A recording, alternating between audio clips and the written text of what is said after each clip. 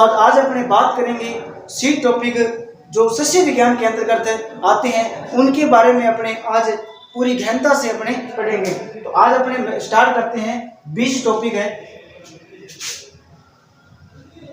बीज टॉपिक के बारे में अपने पढ़ें तो सबसे पहले इनकी परिभाषाओं के बारे में अपने को पता होना चाहिए। वैसे आप बीएससी के अंदर आप जाओगे तो उनके अंदर एक अलग सब्जेक्ट लग जाएगा सी टेक्नोलॉजी, मतलब आगे उनके बारे में आगे और पढ़ोगे। सी टेक्नोलॉजी के आगे और उनकी क्लासें वगैरह लगेगी और उनके मतलब क्या है कि 4 सालों के अंदर बीएससी होती है, उनके अंदर और आगे आप पढ़ोगे। तो मतलब आपके लिए जो जेड के लिए एग्जाम के लिए वेरी इंपॉर्टेंट प्रश्न है।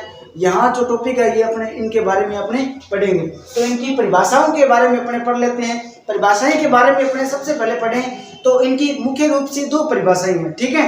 तो एक तो है सस्य विज्ञान के अनुसार, अपने एग्रीकल्चर के अनुसार इसकी क्या परिभाषा है, ठीक है। और उनकी मतलब जैसे एक वनस्पति विज्ञान के अनुसार बीज की क्या परिभाषा है, इनके बारे में आज अपने पढ़ेंगे। तो आज अपने बात करते हैं, पहले अपने लिख देते हैं परिभाषाएं। परिभाषाओं के बारे में सबसे पहले अपने बात करते हैं वनस्पतिक विज्ञान की परिभाषा। वनस्पति या बोटनी के अनुसार क्या होता है, बीज क्या होता है,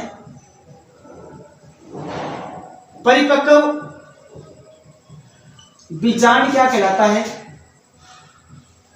बीज कहलाता है, ठीक है।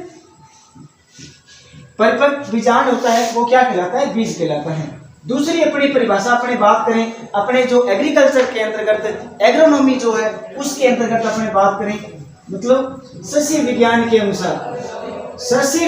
के अनुसार इसकी परिभाषाएं क्या है। पौधे का वह भाग जो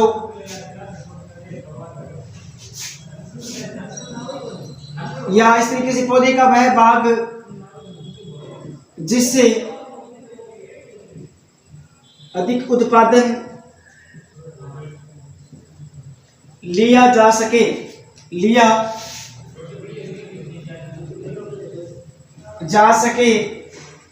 बीज कहलाता है। समझ में आ रही है ना बात कि पौधे का वह भाग जिससे अपने को उत्पादन प्राप्त किया जा सके, मतलब प्रोडक्शन प्राप्त करें, तो वो क्या कहलाता है, सीड कहलाता है। तो अपने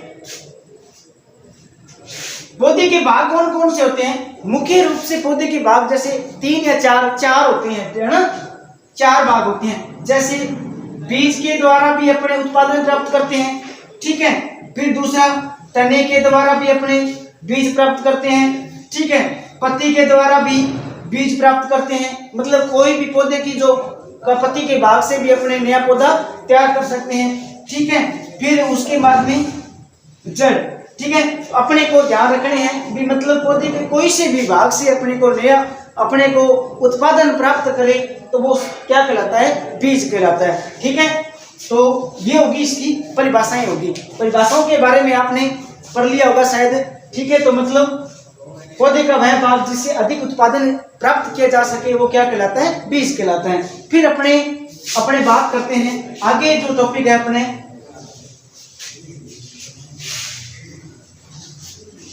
आगे अपना है स्टार लगाकर अपने को लिख लेना है। भारत के अंदर अपना जो उत्तम बीज है, भारत के अंदर उत्तम बीज केवल 12% ही प्राप्त है। भारत में केवल 12% ही उत्तम बीज प्राप्त किया जाता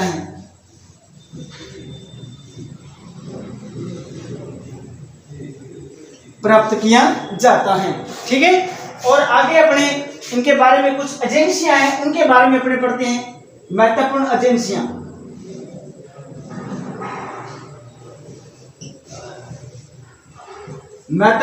एजेंसियां, ठीक है ना। एजेंसियां का मतलब इसके कौन कौन से इंस्टीट्यूट है, कहाँ से अपने को मतलब ये बीज मिलता है, कहाँ से बीज प्राप्त होता है, यहाँ से प्रश्न आने की भी संभावना है, लगभग जेट के अंदर तो यहाँ से आ ही जाता है, ठीक है ना। जैसे एनएससी, एनएससी की फुल फॉर्म क्या होती है? National seed corporation, national seed corporation. और ये कहां पे है? राष्ट्रीय बीज निगम, ये कहां पे है भाई? नई दिल्ली के अंदर है। और इसकी स्थापना पूछता है वो, ठीक है ना। तो इसकी स्थापना 1963 के अंदर हुई है, ठीक है ना, 1963 के अंदर लिख लेना। इसकी स्थापना कब हुई है? 1963 के अंदर। 2 नंबर पर इंस्टीट्यूट कौन सा है? राजस्थान राज्य बीज, राजस्थान राज्य बीज एवं प्रमाणीकरण संस्थान। इसकी स्थापना कब हुई थी? 1977 के अंदर, 1977 के अंदर इसकी स्थापना हुई थी। 3 नंबर पर RSSC, Rajasthan state seed corporation, है ना। राजस्थान स्टेट सीड कॉर्पोरेशन,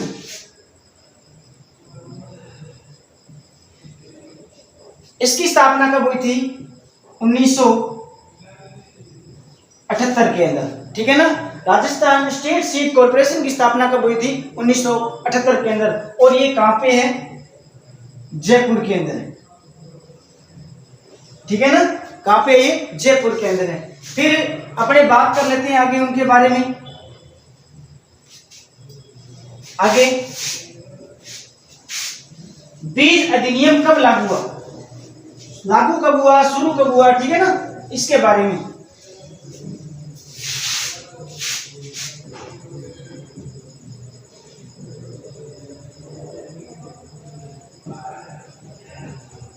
बीज अधिनियम, ठीक है, पारित कब हुआ था? 1965 के अंदर। और लागू कब हुआ था? 1969 के अंदर, ठीक है ना, 1969 के अंदर, ठीक है। फिर अपने आगे उनके बारे में पढ़ें। बीज के बारे में, ये इसके क्या है, वेरी वेरी इंपॉर्टेंट जो है एजेंसियां हैं, इनके बारे में अपने पढ़े। और आगे इनके बारे में पढ़ें। ये तो थी महत्वपूर्ण एजेंसियां, इनके बारे में अपने पढ़ लिए। और आगे अपने पढ़े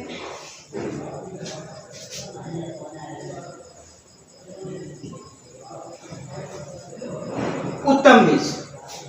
उत्तम बीज क्या होता है? उत्तम बीज के क्या गुण होने चाहिए? उत्तम बीज की परिभाषा क्या होती है? इनके बारे में अपने पढ़ेंगे। उत्तम बीज के अंदर इतना सिस्टम है, इतना मटेरियल आ जाएगा अपना कि लगभग यहाँ से प्रश्न आने की संभावना होती है, ठीक है ना। उत्तम बीज की, उत्तम बीज कहते हैं किसको है? देखो भी, स्थानीय बीज से मतलब लोकल बीज से, स्थानीय बीज से 10 से 15% अधिक उत्पादन करने वाले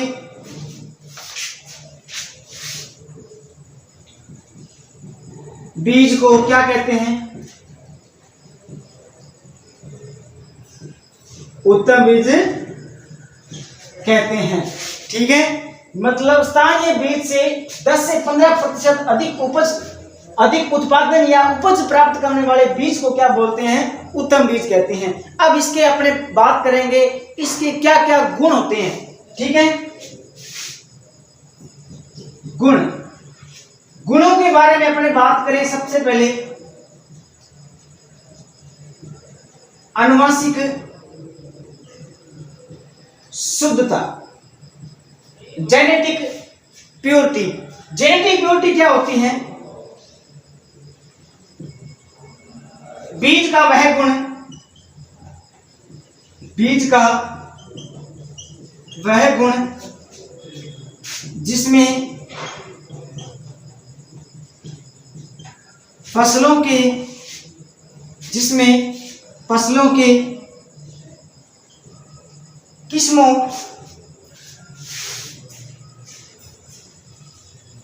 या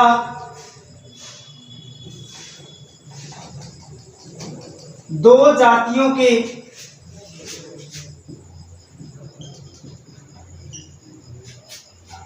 किस्मों में भिन्नता को क्या बोलते हैं? आनुवांशिक शुद्धता बोलते हैं। आनुवांशिक शुद्धता के बारे में अपने पढ़ें तो 2 नंबर पॉइंट क्या है इसका मतलब है? आनुवांशिक शुद्धता के अंदर 1 नंबर तो ये तो इसकी परिभाषा, ठीक है। इसका मतलब 1 नंबर पॉइंट इसकी क्या है? उत्तम बीज के अंदर आनुवांशिक शुद्धता कितनी होनी चाहिए, ठीक है। तो कितनी होनी चाहिए भी? 99% होनी चाहिए। कितनी होनी चाहिए? उत्तम बीज में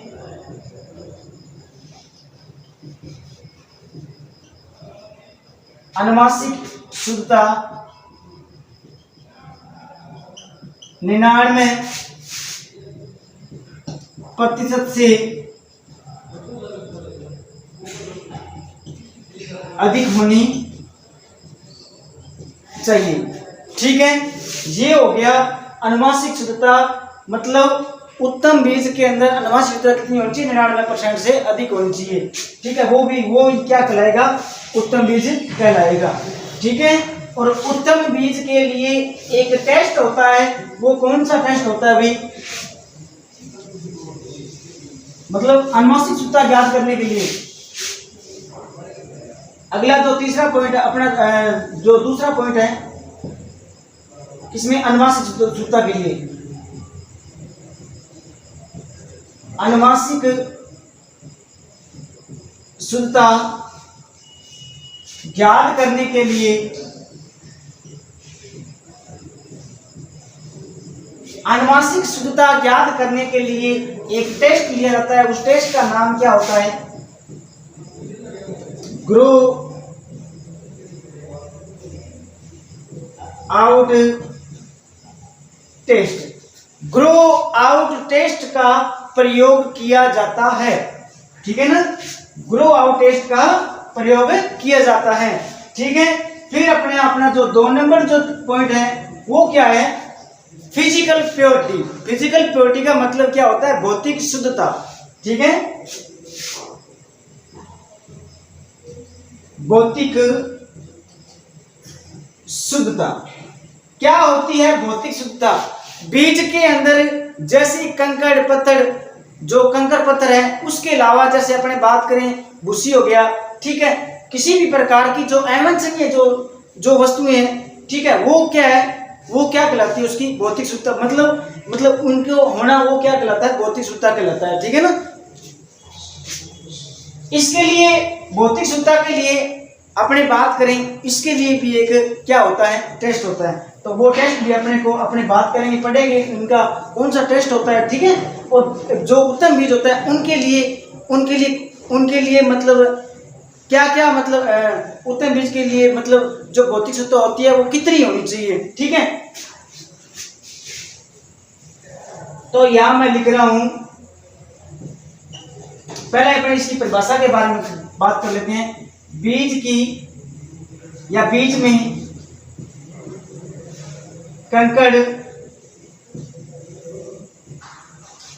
कंकड़ पत्थर व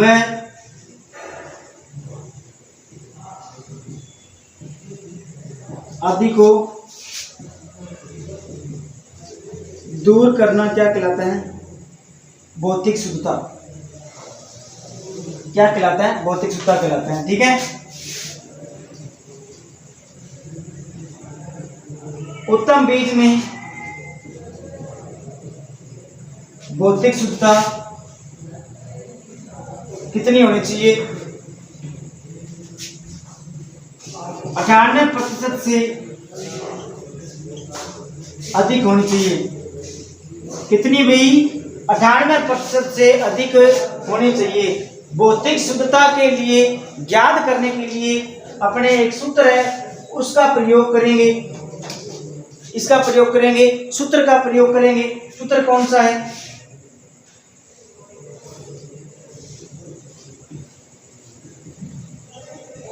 अंकुरित बीज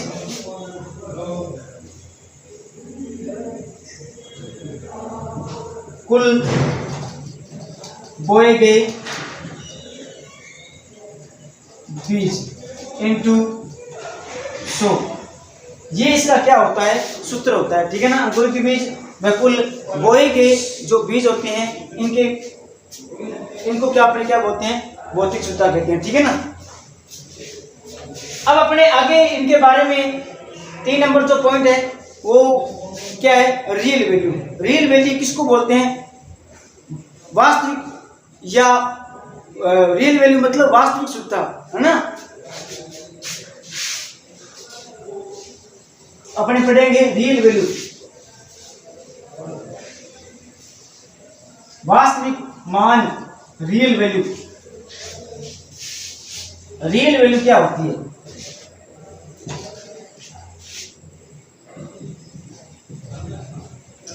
वास्तविक मान। कौन सा नंबर? 3 number point. ठीक है। वास्तविक मान, रियल वैल्यू। उत्तम बीज के अंदर, उत्तम बीज में रियल वैल्यू कितनी होनी चाहिए भी?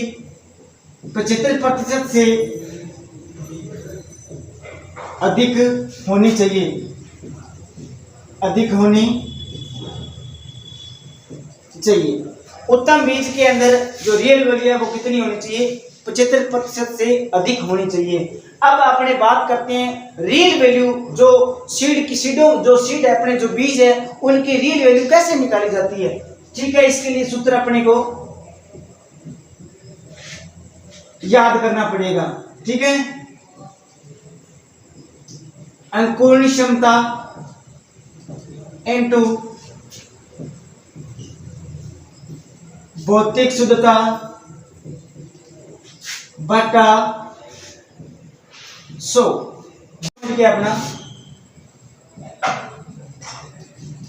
90%। ठीक है।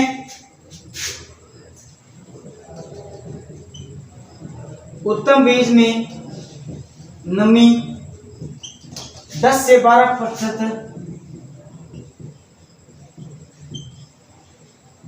होनी चाहिए। अब अपने कुछ जो क्रॉप्स है उनकी अपने नमी परसेंट निकालेंगे, मतलब आपको याद करवाएंगे जिस तरीके से कहीं भी प्रश्न आ जाए नमी के बारे में यदि प्रश्न आ जाए तो अपने को वो याद कर लेनी है। ठीक है ना। उदाहरण लिखा रहा हूं मैं, जैसे अनाज वाली जो फसलें होती हैं इसके अंदर नमी की मात्रा कितनी होती है? 12% होती है। नमी की मात्रा अपने स्टोरेज करते हैं तब इसकी जो नमी परसेंटेज वो कितनी रखी जाती है? 12% रखी जाती है। ठीक है। 1 नंबर। 2 नंबर पर बात करें दलहनी फसलें। दलहनी जो फसलें होती है उनके लिए नमी की मात्रा कितनी रखी जाती है? 10%, मतलब 8 से 10% रखी जाती है। समझ में आ रही है ना बात है। ठीक है। और 3 नंबर जो तिलहनी फसलें हैं उनके लिए जो नमी की मात्रा कितनी रखी जाती है? 6 से 8%। ठीक है। तो कुछ अपने नमी के बारे में अपने बात की कि उत्तम बीज के अंदर नमी की मात्रा कितनी होनी चाहिए? 10 से 12 होनी चाहिए। ठीक है। और ये इनकी फसलों के बारे में। अगला जो अपना जो टॉपिक है, अगला जो अपना जो टॉपिक 5वां जो टॉपिक है वो कौन सा है? अंकुरण क्षमता। कौन सा है? अंकुरण क्षमता। अंकुरण क्षमता के लिए अपने अंकुरण क्षमता क्या होती है अभी इनके बारे में अपने पढ़ेंगे।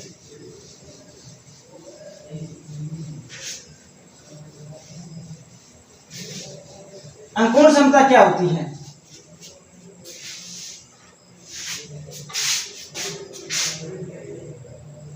कौन सा 5 नंबर पॉइंट है ना, अंकुरण क्षमता। उत्तम बीज के अंदर अंकुरण क्षमता कितनी होनी चाहिए? 99% होनी चाहिए।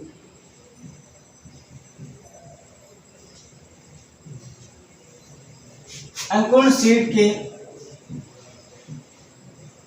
अंदर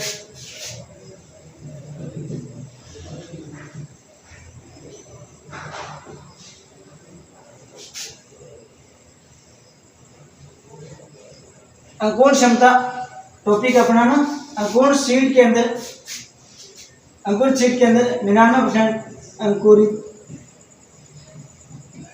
होना चाहिए, ठीक है। और 60 से अधिक इसकी क्या होनी चाहिए? मात्रा होनी चाहिए। मतलब अंकुरण क्षमता अपने निकालते हैं, अपने पढ़ते हैं, तो मतलब 60 से अधिक इसकी अंकुरण क्षमता सीड की होनी चाहिए, ठीक है ना। 60 से अधिक होनी चाहिए। और जो उत्तम बीज होता है उनकी 99% क्या होनी चाहिए? अंकुरण क्षमता होनी चाहिए, ठीक है। फिर अपने बात करते हैं कुछ अंकुरण क्षमता है, कुछ पौधों की जो अंकुरण क्षमता है वो अपने पढ़ेंगे। तो सबसे पहले यहाँ मैं लिख रहा हूँ फसल, और दूसरा नंबर पर यहाँ लिख रहा हूँ अंकुरण प्रतिशत, ठीक है ना। तो सबसे पहले सबसे ज्यादा किसकी होती है? संकर मक्का की। संकर मक्का की अंकुरण प्रतिशत कितना होता है? 90% होता है, ठीक है ना। और 2 नंबर पर अपना 2 नंबर पर जो गेहूं, चना, टमाटर, इसकी कितनी होती है? 85% होती है। 3 नंबर पर अपने बात करें धान, जवार, तिल, बरसीम के बाद में रिजका, ठीक है, रिजका, इनकी कितनी होती है? 80% होती है। 4 नंबर पर अपने बात करें बाजरा के बाद में मूंग के बाद में मोठ, उड़द, ठीक है, और चौला, इनकी कितनी होती है? 75% होती है, ठीक है ना। और पांचवा मूंगफली हो गया, मटर हो गया, इनकी कितनी होती है? 70% होती है। और 6 नंबर पर अपने बात करें कौन सा? कपास और भिंडी, इनकी कितनी होती है? 65% होती है, ठीक है। और 7 नंबर पर अपने बात करें किसकी? जो कद्दू वर्गीय फसलें हैं, इनकी कितनी होती है? 60% होती है अंकुरण क्षमता, ठीक है। तो ये हो गई कुछ फसलों की अंकुरण क्षमता है, वो अपने इनको याद कर लिए, ठीक है। वैसे आप इनको याद करोगे तो कम से कम 3 या 4 बार आप ऐसे क्या करना, मतलब कॉपी है उस पर 3-4 बार ही आपको याद करना, इस तरीके से आपको याद हो जाएगा। मतलब 3-4 बार लिखेगा तो आपको याद हो जाएगी, ठीक है। अंकुरण प्रतिशत या जर्मिनेशन परसेंटेज के अंदर अपने सैंपल लेते हैं। सैंपल ISTA के अनुसार सैंपल कितना लिया जाता है, NSE के अनुसार सैंपल कितना लिया जाता है, ठीक है। और जो RSS है उसके अनुसार सैंपल कितना लिया जाता है, अब उनके अपने बारे में अपने पढ़ेंगे, ठीक है। तो अपने जो अंकुरण के लिए अपने सैंपल लेते हैं, ठीक है ना। अंकुरण प्रतिशत ज्ञात करने के लिए सैंपल लिया जाता है बीजों का। तो मैं यहाँ लिख रहा हूं NSE के अनुसार सैंपल कितना लिया जाता है? 200 ग्राम जो बीज होते हैं उनका लिया जाता है। समझ में आ रही है? के बाद जो NSE है, जो नेशनल सीड कॉर्पोरेशन है, उसके अनुसार जो बीज है उनका सैंपल कितना लिया जाता है? 200 ग्राम, और RSSC है, इसके अनुसार कितना लिया जाता है, इसके अनुसार भी 200 ग्राम बीजों का सैंपल लिया जाता है। फिर होता है ISTA, international seed testing associate, Geneva Switzerland के अंदर है। तो इसके अनुसार कितने हैं, 400 ग्राम बीजों का क्या लिया जाता है, सैंपल लिया जाता है। ठीक है ना। फिर अपने आगे जो आपकी जो नेक्स्ट जो क्लास आएगी इसके अंदर अपने पढ़ेंगे, मतलब उसके जो सीड की जो श्रेणियां हैं उनके बारे में पढ़ेंगे, कौन से सीड के अंदर कौन सा टैग लगता है उनके बारे में अपने पढ़ेंगे। ठीक है। तो थैंक यू फॉर वॉचिंग।